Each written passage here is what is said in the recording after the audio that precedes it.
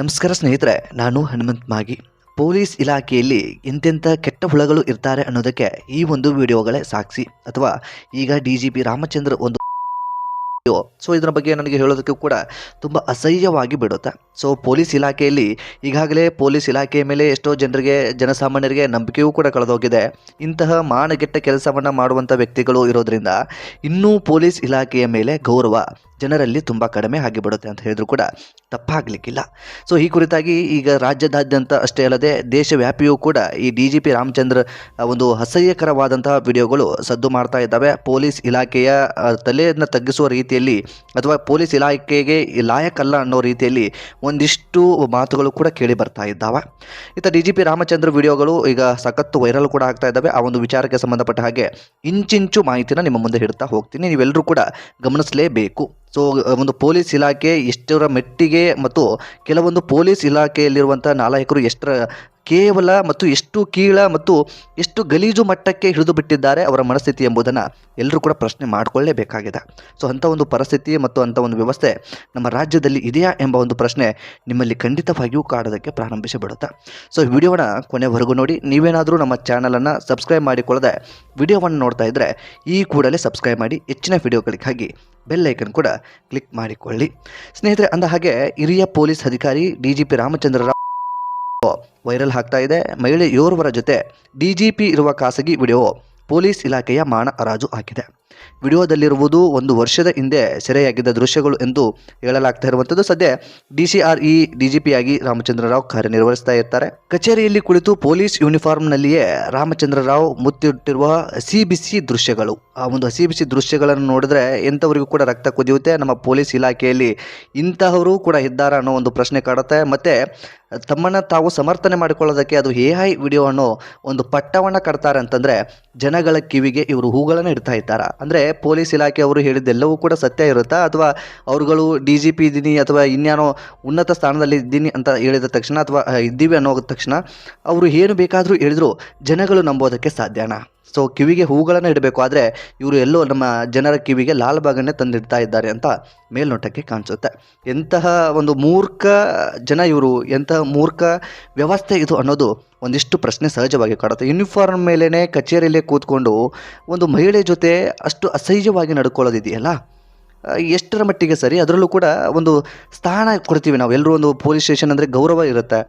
So ಆ ಒಂದು ಇಲಾಖೆಗೆ ಅದೊಂದು ಗೌರವ ಸಂಕೇತವಾಗಿರುತ್ತೆ. ಅದರಲ್ಲೂ ಕೂಡ ಕಾಕಿ ಬಟ್ಟೆಗಳನ್ನು ಧರಿಸ್ಕೊಳ್ಬೇಕು ಅಂತ ಅದೆಷ್ಟೋ ವಿದ್ಯಾರ್ಥಿಗಳು ಓದಿಗೋಸ್ಕರ ಹುಬ್ಬಳ್ಳಿ, ಧಾರವಾಡ, ಬೆಂಗಳೂರಿನಂತಹ ಸಿಟಿಗಳಲ್ಲಿ ಹೋಗಿ ಅಭ್ಯಾಸವನ್ನು ಮಾಡ್ತಾ ಇದ್ದಾರೆ. ಈತ ಕಾಲ್ಫಾರ್ಮ್ಗಳಿಲ್ಲ, ಆದರೆ ಒಂದು ಯಾವುದೋ ಜನ್ಮದ ಪುಣ್ಯದಿಂದ, ತಮ್ಮ ಪರಿಶ್ರಮದಿಂದನೋ ಅಥವಾ ಇನ್ಯಾವುದೋ ಒಂದು ವಿಚಾರಕ್ಕೆ ಸಂಬಂಧಪಟ್ಟ ಹಾಗೆ ಪೊಲೀಸ್ ಇಲಾಖೆಯ ಹುದ್ದೆಯನ್ನು ಪಡೆದುಕೊಂಡಿರ್ತಾರೆ. ಆದರೆ ಅದನ್ನು ನಡೆಸ್ಕೊಂಡು ಹೋಗುವಂಥದ್ದು, ಅದನ್ನು ಉಳಿಸ್ಕೊಂಡು ಹೋಗುವಂಥ ಯೋಗ್ಯತೆ ಇಲ್ಲದಿರುವಂಥ ಕೆಲವೊಂದಿಷ್ಟು ನಾಲಾಯಕರು ಈ ಒಂದು ಇಲಾಖೆಯಲ್ಲೂ ಕೂಡ ಸೇರಿಕೊಂಡು ಬಿಟ್ಟಿದ್ದಾರೆ. ಸೊ ಈ ಪೈಕಿ ನಿಮ್ಮೆಲ್ಲರಿಗೂ ಕೂಡ ಗೊತ್ತಿರೋ ಹಾಗೆ ಈಗ ಆ ಒಂದು ವ್ಯಕ್ತಿ ಹೇಳ್ತಾ ಇರುವಂಥದ್ದು, ರಾಮಚಂದ್ರ ರಾವ್ ಹೇಳ್ತಾ ಇರುವಂಥದ್ದು ಅದು AI ವಿಡಿಯೋ ಅಂತ. ಸೊ ಇದನ್ನು ನೀವು ನಂಬ್ತೀರಾ? ಇದರ ಕುರಿತಾಗಿ ಏನು ಅಂತ ಕಮೆಂಟ್ ಬಾಕ್ಸಲ್ಲಿ ನೀವೇ ಮೆನ್ಷನ್ ಮಾಡಿ ಸ್ನೇಹಿತರೆ. ಹೆಚ್ಚು ವಿವರವನ್ನು ಒಂದಿಷ್ಟು ಗಮನಿಸ್ತಾ ಹೋಗೋಣ. ಈ ಹಿಂದೆಯೂ ಕೂಡ ಒಂದಿಷ್ಟು ಆರೋಪಗಳು ಕೂಡ ಕೇಳಿ ಬರ್ತಾ ಇತ್ತು ಬೇರೆ ಬೇರೆ ವಿಚಾರಕ್ಕೆ ಸಂಬಂಧಪಟ್ಟ ಹಾಗೆ, ಅದನ್ನು ಕೂಡ ಗಮನಿಸ್ತಾ ಹೋಗೋಣ. ಚೇರ್ ಮೇಲೆ ಕುಳಿತು ಮಹಿಳೆಯನ್ನು ಒಪ್ಪಿಕೊಂಡು IPS ಅಧಿಕಾರಿ ಇದು ರಣ್ಯಾರಾವ್ ಪ್ರಕರಣಕ್ಕಿಂತ ಮೊದಲು ನಡೆದಿರುವ ಘಟನೆ ಎಂಬುದು ಮಾಹಿತಿ ಕೂಡ ಲಭ್ಯವಾಗ್ತಾ ಇದೆ. ಅತ್ತ ಮಗಳು ರಣ್ಯಾರಾವ್ ಚಿನ್ನ ಕಳ್ಳ ಸಾಗಾಣಿಕೆ ಕೇಸ್ನಲ್ಲಿ ಸಿಕ್ಕಿ ಒದ್ದಾಡ್ತಾ ಇದ್ರೆ, ಇತ್ತ ಮಲತಂದೆ ವೈರಲ್ ಆಗಿರುವುದು ಜನ ಉಬ್ಬೇರಿಸುವಂತೆ ಮಾಡಿಬಿಟ್ಟಿದೆ. ಈ ಹಿಂದೆ ದುಬೈನಿಂದ ಅಕ್ರಮವಾಗಿ ಚಿನ್ನ ಸಾಗಾಟ ಮಾಡಿದ ಪ್ರಕರಣ ಸಂಬಂಧಪಟ್ಟ ಹಾಗೆ ನಟಿ ರಣ್ಯಾರಾವ್ ಬಂಧನ ಬೆನ್ನಲ್ಲೇ ಮಲತಂದೆ DGP ರಾಮಚಂದ್ರ ರಾವ್ ಅವರ ಹೆಸರು ಪ್ರಕರಣದಲ್ಲಿ ಕೂಡ ಕೇಳಿ ಬರ್ತಾ ಇತ್ತು. ಅಂದರೆ ತಳಕು ಹಾಕೊಂಡಿತ್ತು. ನಟಿ ರಣ್ಯಾಗೆ ವಿಮಾನ ನಿಲ್ದಾಣದಲ್ಲಿ ಪ್ರೋಟೋಕಾಲ್ ನೀಡಿದ ಬಗ್ಗೆ ತನಿಖೆ ಕರ್ನಾಟಕ ಗೃಹ ಇಲಾಖೆ ಆದೇಶಿಸಿತು. ಚಿನ್ನ ಸ್ಮಗ್ಲಿಂಗ್ ಪ್ರಕರಣದಲ್ಲಿ ರಾಮಚಂದ್ರ ರಾವ್ ಕೂಡ ಶಾಮೀಲಾಗಿದ್ದಾರೆಯೇ ಎಂಬ ಒಂದು ಪ್ರಶ್ನೆ, ಕುತೂಹಲ ಎಲ್ಲವೂ ಕೂಡ ಕಾಡ್ತಾ ಇತ್ತು.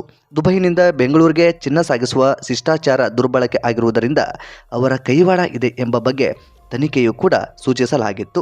ಯಾರು ಈ ರಾಮಚಂದ್ರ ರಾವ್? ಈ ಒಂದು ವ್ಯಕ್ತಿ ಏನು? ಇವನ ಅಸಲಿ ಮುಖವಾಡ ಅಥವಾ ಅಸಲಿ ಮುಖ ಏನು ಎಂಬುದನ್ನು ಒಂದಿಷ್ಟು ಗಮನಿಸ್ತಾ ಹೋಗೋಣ.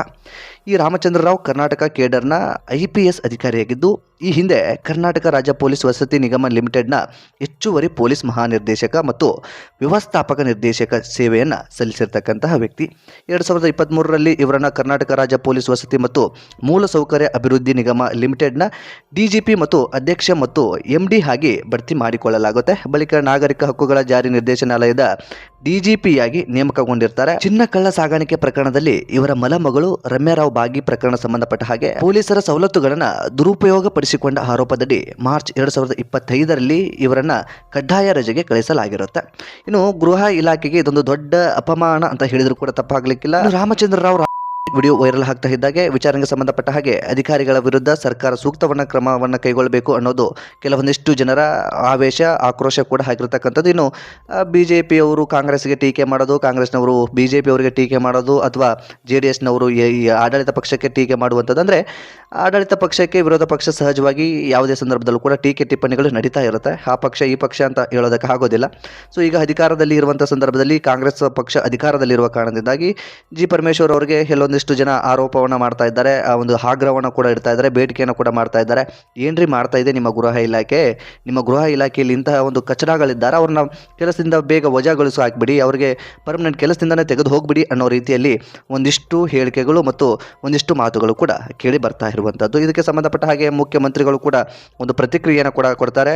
ಕಾನೂನು ರೀತಿಯಲ್ಲಿ ಏನು ನಾವು ಕ್ರಮವನ್ನು ತೆಗೆದುಕೊಳ್ಬೇಕು ಆ ಒಂದು ಕ್ರಮವನ್ನು ತೆಗೆದುಕೊಳ್ಳೋದಕ್ಕೆ ಮುಂದೆ ಹಾಕ್ತೀವಿ. ಇದರ ಬಗ್ಗೆ ಚರ್ಚೆ ಕೂಡ ಆಗುತ್ತೆ. ಚರ್ಚೆ ಆದ ಬಳಿಕ ನಮಗೆ ಒಂದಿಷ್ಟು ಮಾಹಿತಿ ಲಭ್ಯವಾದ ಬಳಿಕ ಕಾನೂನು ರೀತಿಯಲ್ಲಿ ಆ ಒಂದು ವ್ಯಕ್ತಿಗೆ ಏನೆಲ್ಲ ಶಿಕ್ಷೆಯನ್ನು ಕೊಡಿಸೋದಕ್ಕೆ ಸಾಧ್ಯ ಅಥವಾ ಸದ್ಯಕ್ಕೆ ಏನನ್ನ ಮಾಡೋದಕ್ಕೆ ಸಾಧ್ಯ ಅದನ್ನ ಖಂಡಿತವಾಗಿ ಮಾಡ್ತೀವಿ ಅನ್ನೋ ರೀತಿಯಲ್ಲಿ ಅವರು ಹೇಳಿರ್ತಕ್ಕಂಥದ್ದು. ಇದಕ್ಕೆ ಸಂಬಂಧಪಟ್ಟ ಹಾಗೆ ಗೃಹ ಸಚಿವರು ಮನೆ ಬಾಗಿಲಿಗೆ ಬರ್ತಾ ಇದ್ದಾಗೇನೆ ಆ ಒಂದು ವ್ಯಕ್ತಿಯನ್ನು ಮನೆಯಿಂದ ಹೊರಗಡೆ ಕಳಿಸ್ಬಿಟ್ರು ಅನ್ನೋ ಒಂದಿಷ್ಟು ಮಾತುಗಳು ಕೂಡ ಕೇಳಿ ಬರ್ತಾ ಇದ್ದಾವೆ. ಸೊ ಇದು ಎಷ್ಟರ ಮಟ್ಟಿಗೆ ಸೂಕ್ತನೋ ಅಥವಾ ಇನ್ನೇನೋ ಗೊತ್ತಿಲ್ಲ. ಆದರೆ ಪೊಲೀಸ್ ಇಲಾಖೆಯ ಬಗ್ಗೆ ಒಂದಿಷ್ಟು ಜನರಲ್ಲಿ ಬೇಜಾರು ಮತ್ತು ಒಂದಿಷ್ಟು ಗೌರವ ಕಡಿಮೆ ಆಗ್ತಾ ಇರೋದಂತೂ ಮಾತ್ರ ಸತ್ಯ. ಇದು ಒಂದೇ ಸರ್ಕಾರ ಇದ್ದಾಗಲೇ ಅಂತಲ್ಲ, ನಾನು ಇಲ್ಲಿ ಸರ್ಕಾರವನ್ನು ದೂರೋದಕ್ಕೆ ಹೋಗೋದಿಲ್ಲ. ಸರ್ಕಾರದ ವಿಚಾರ ಬೇರೆ ಬೇರೆ ವಿಚಾರದಲ್ಲಿ ವಿಫಲವಾಗಿರಬಹುದು. ಆದರೆ ಒಬ್ಬ ವ್ಯಕ್ತಿಗೆ ಅಧಿಕಾರ ಇದೆ ಅಂದಾಗ ಅಧಿಕಾರವನ್ನು ಹೇಗೆ ಉಪಯೋಗಿಸ್ಕೊಂಡು ಹೋಗಬೇಕು ಅನ್ನೋ ಒಂದು ಯೋಗ್ಯತೆ ಆ ವ್ಯಕ್ತಿಗೆ ಗೊತ್ತಿರಬೇಕಾಗತ್ತೆ. ಅಥವಾ ಅಧಿಕಾರವನ್ನು ದುರುಪಯೋಗ ಮಾಡಿಕೊಳ್ಳೋದಿದೆಯಲ್ಲ ಎಷ್ಟರ ಮಟ್ಟಿಗೆ ಸರಿ, ಅಧಿಕಾರ ಇದೆ ಅಂತ ಅಧಿಕಾರವನ್ನು ಯಾವ ರೀತಿಯಾಗಿ ನಮ್ಮ ಪೊಲೀಸ್ ಇಲಾಖೆಯಲ್ಲಿ ದುರುಪಯೋಗ ಮಾಡಿಕೊಳ್ತಾರೆ ಅನ್ನೋದಕ್ಕೆ ಇದೇ ಸೂಕ್ತವಾದಂತಹದ್ದು. ಇನ್ನು ವೈಯಕ್ತಿಕ ವಿಚಾರ ಅವ್ರದ್ದು ಏನೇ ಇರಬಹುದು, ಒಂದು ಆಫೀಸ್ ಕೆಲಸವನ್ನು ಬಿಟ್ಟು ಅಥವಾ ಯೂನಿಫಾರ್ಮನ್ನು ಇಲ್ಲದೇ ಇರುವಂಥ ಸಂದರ್ಭದಲ್ಲಿ ಅವರು ಈ ರೀತಿಯಾಗಿ ನಡೆದುಕೊಂಡಿದ್ರೆ ಅಥವಾ ಆಫೀಸನ್ನು ಹೊರತುಪಡಿಸಿ ಯಾವುದೋ ಒಂದು ಲಾಡ್ಜಲ್ಲೋ ಅಥವಾ ಇನ್ಯಾವುದೋ ಅವರ ಮನೆಯಲ್ಲಿ ಈ ರೀತಿಯಾಗಿ ನಡೆದುಕೊಂಡಿದ್ರೆ ಇದು ಇಷ್ಟು ಚರ್ಚೆ ಆಗ್ತಾ ಇರಲಿಲ್ಲ. ಅವರ ವೈಯಕ್ತಿಕ ಬದುಕಿರಬಹುದೇನೋ, ಅವರಿಬ್ಬರಿಗೂ ಕೂಡ ಸಮ್ಮತಿ ಇರಬಹುದೇನೋ, ಅವರಿಬ್ಬರು ಕೂಡ ಹಾಗೆ ಹಸಿಬಿಸಿಯಾಗಿ ನಡೆದುಕೊಂಡಿರಬಹುದೇನೋ ಅನ್ನೋ ಒಂದಿಷ್ಟು ಮಾತುಗಳು ಕೇಳಿ ಬರ್ತಾ ಇದ್ವು. ಆದರೆ ಕರ್ತವ್ಯಕ್ಕೆ ಯಾವುದೇ ರೀತಿಯಾಗಿ ಅಡ್ಡಿ ಆಗ್ತಾ ಇರಲಿಲ್ಲ. ಆದರೆ ಒಂದು ಪೊಲೀಸ್ ಠಾಣೆಯಲ್ಲೇ ಕೂತ್ಕೊಂಡು ಈ ರೀತಿಯಾಗಿ ಹಸಿಬಿಸಿಯಾಗಿ ನಡೆದುಕೊಂಡಿರ್ತಕ್ಕಂಥದ್ದು ಇದೆಯಲ್ಲ, ಇದು ಎಷ್ಟರ ಮಟ್ಟಿಗೆ ಸರಿ ಎಂಬುದು ಒಂದು ಪ್ರಶ್ನೆ ಸಹಜವಾಗಿ ಕಾಡುತ್ತೆ. ಇವರು ಸಮಾಜಕ್ಕೆ ಏನು ಸಂದೇಶವನ್ನು ಕೊಡ್ತಾರೆ?